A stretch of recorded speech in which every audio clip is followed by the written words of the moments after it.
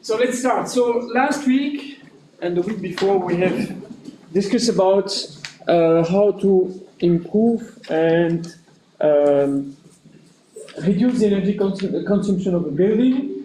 So we have seen that there was a need for improving the envelope. There was also suggestions to add heat exchangers to recover heat from the airflows in buildings. There are also ideas of doing the heat recovery from waste heat sources. So we discussed about reusing the heat from reusing the heat from a data center to heat buildings, right? We have also been discussing the possibility of reducing the temperature at which we have to supply the heat, because we know that if we reduce the temperature, then we are going to reduce the electricity consumption if we are heating with heat pumps. And we have also seen that there was the possibility of producing electricity from PV panels that we would put on the roofs, and that this electricity can directly be used by the heat pumps if we are able to manage the system in an efficient way. So this is the status, and so what we have seen by doing this analysis was the need of having models, so models that were able to represent the needs. We have been, therefore, you have been characterizing the some models based on measurements. Okay. Then afterwards, we have seen that as soon as we have options, we have to evaluate those options, which means that most of the time, instead of having a parameter that you have fitted on measurements, you would use a parameter that is coming from the experience of engineers. Okay, and then we have seen as well that in some of the situations, it was needed to use models. And one of the examples of the model that we have seen is explained here. So this is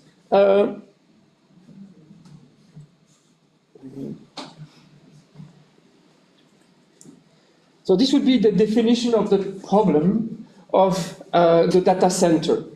Okay, the data center has a cooling system which is defined by to take another color, by two temperatures. So the one that is required, so it's the temperature at which we have to supply the cooling. So there are computers here on the data center. So you have a lot of computers, and the computers are going to deliver heat because they consume electricity.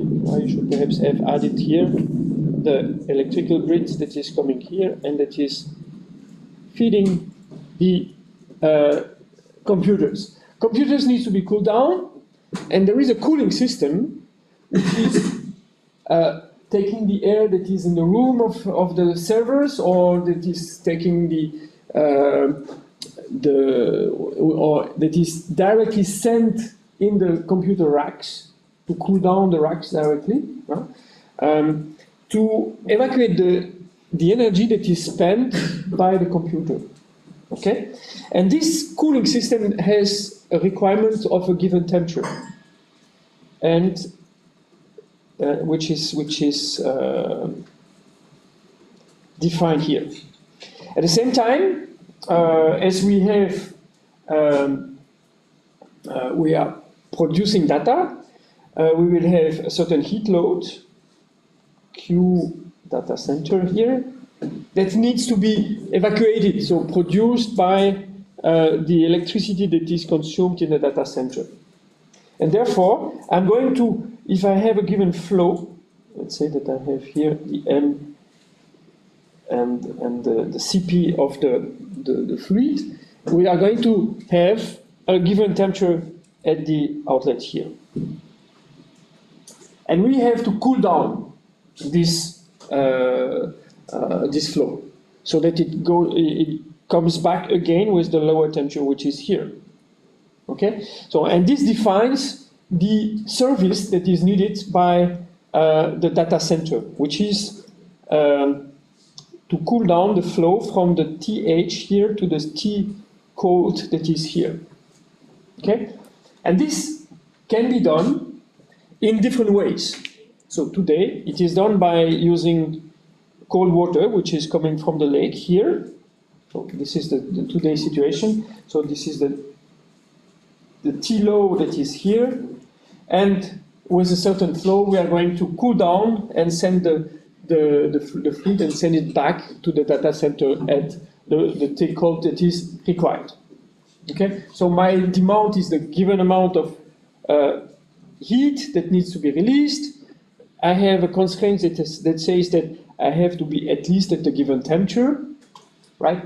And I will, by balance, knowing the flow, I will be able to calculate a return temperature. So typically the return temperature will be the maximum allowed temperature for cooling the system, because it's also a constraint. Okay? Now, how can we supply this cooling requirement? And we have said that, well, it would be nice to recover the heat.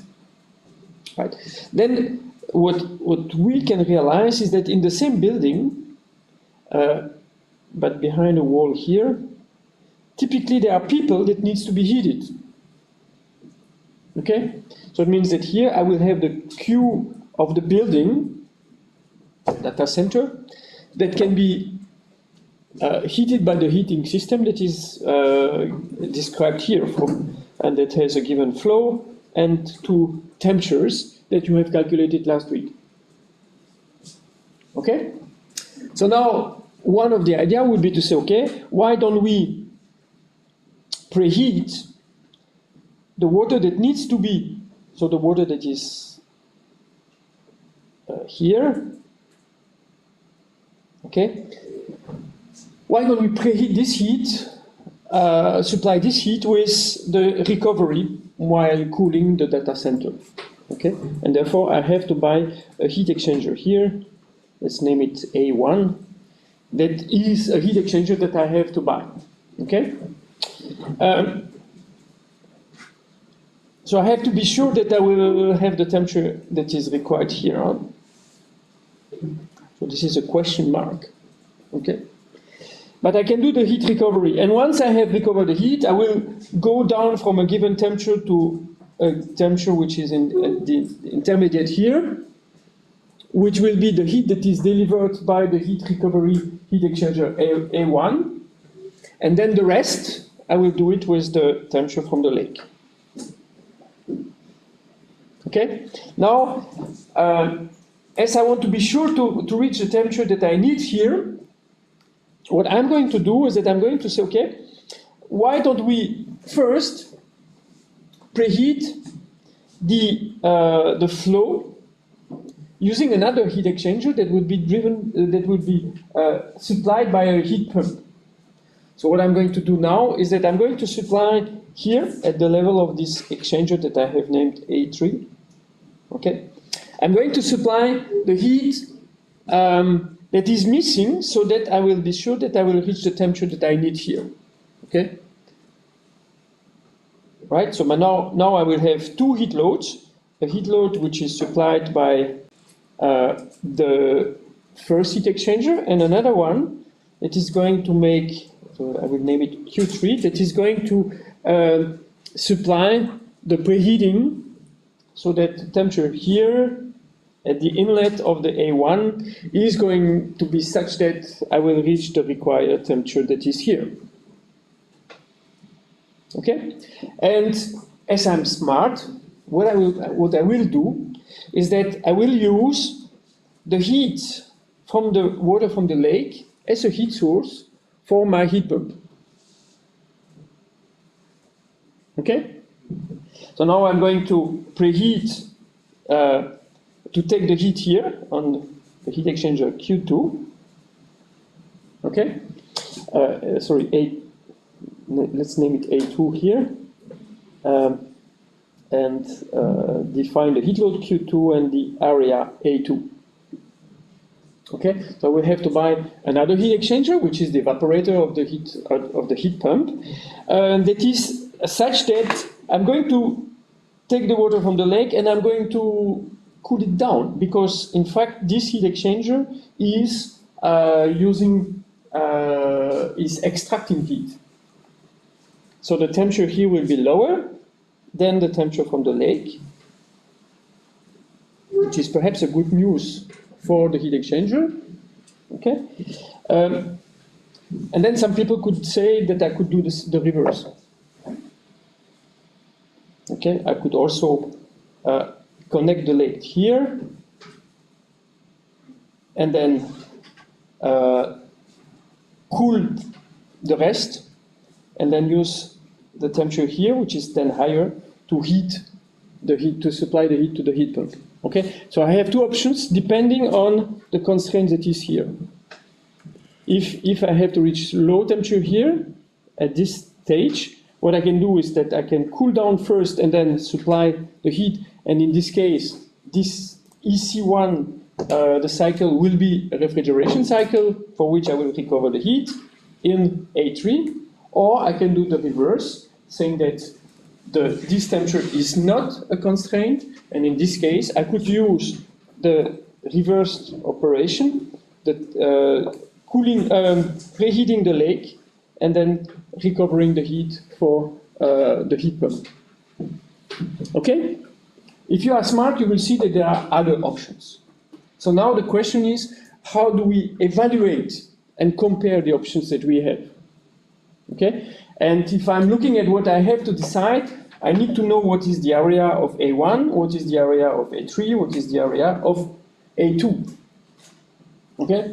And what I have to pay for using this investment is the amount of electricity that I'm going to consume in the heat pump.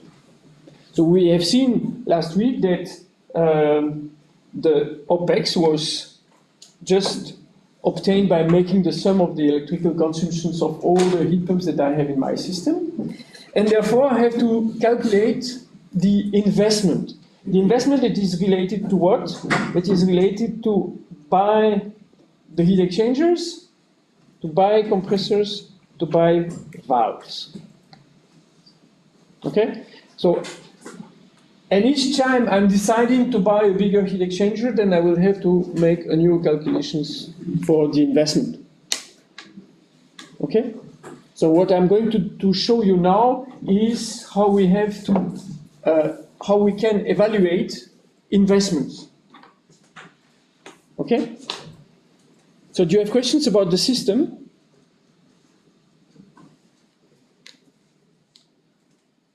Yeah. What happens if I have to turn off the data center? Would it still be possible to heat the building? If you turn off the data center, then it will still be possible to heat the building because the water from the lake will be used by the heat pump. And therefore, the heat exchanger Q1 will be equal to 0. Okay? So this one will disappear, so this one will disappear. But the system is going to be pumped to the heat pump here, okay, and will heat the building.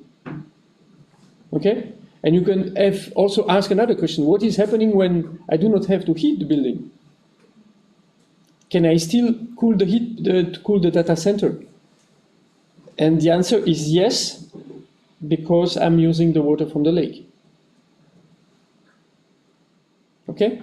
But this is interesting because it goes back to the definition of the OPEX that I have here, in which I have to consider the number of operating periods that I have. So cooling the data center in the winter and in the summer, heating the building in the winter and in the summer, or cooling sometimes, okay? And something that you are introducing is also very interesting, is the fact that you have perhaps to take into account the fact that there are some extreme conditions to be satisfied.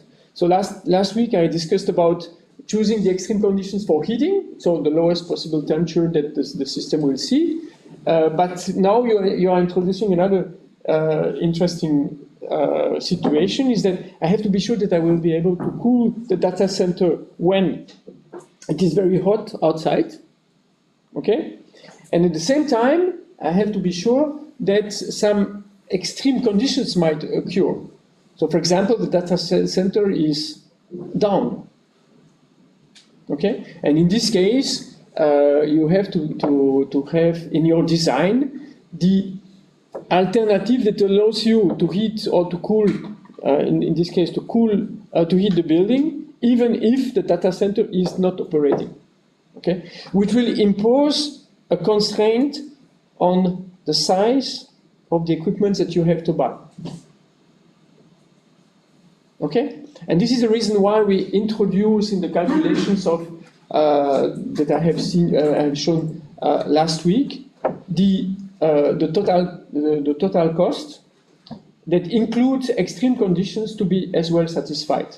Okay, those conditions will have a limited time of operation, so it means that you will not see this state a lot of hours per year, but you will impose that those states are satisfied.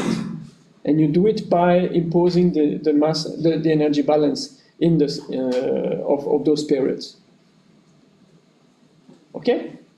And the consequence, when you will do an optimization, is that you are going to operate in the optimal way all the equipments that you have invested in, that you have installed. Okay? And they have been installed perhaps for the extreme conditions only. Okay? Which also means that it's possible that you will decide to complement the heat pump with an electrical heater that you will never use, but that will be there in case. Okay?